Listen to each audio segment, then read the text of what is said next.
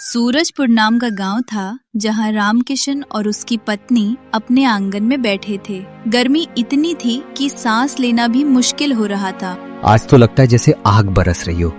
पता नहीं लोग इस गर्मी में कैसे जी रहे हैं। हाजी, सुना है चौधरी साहब के बेटे रोहन ने अपने घर नया कूलर लगवाया है।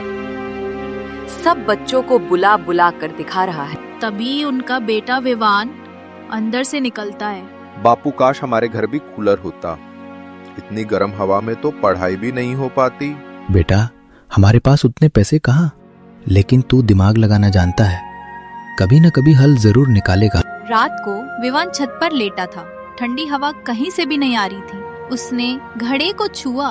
पानी बर्फ जैसा ठंडा था। जब मिट्टी का घड़ा को पानी ठंडा रख सकता है तो क्यों न मिट्टी से ऐसा यंत्र बनाया जाए जो हवा को ठंडा कर दे।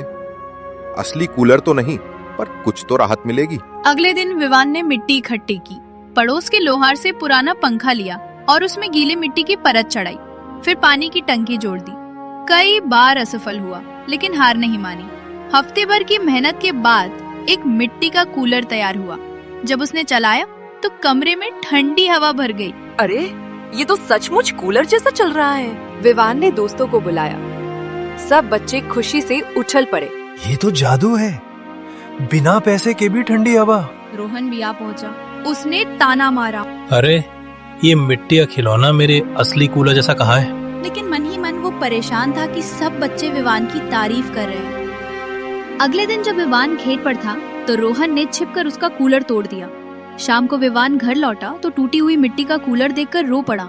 विवान बोला, कितनी मेहनत से बनाया था, किसने ऐसा किया होगा। तभी उसका दोस्त नीरज भागता हुआ आया।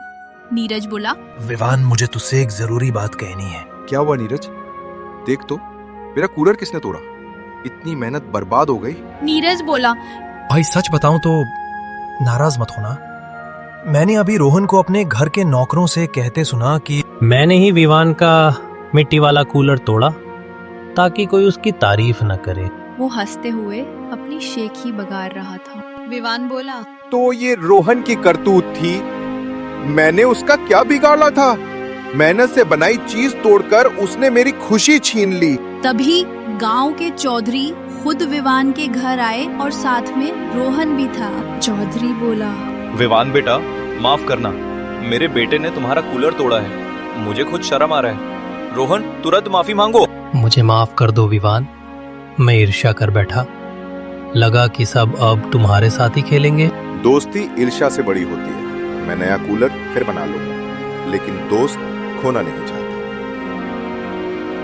विवान ने नया कूलर बनाया और इस बार गांव के कई घरों में भी वैसा ही बना दिया।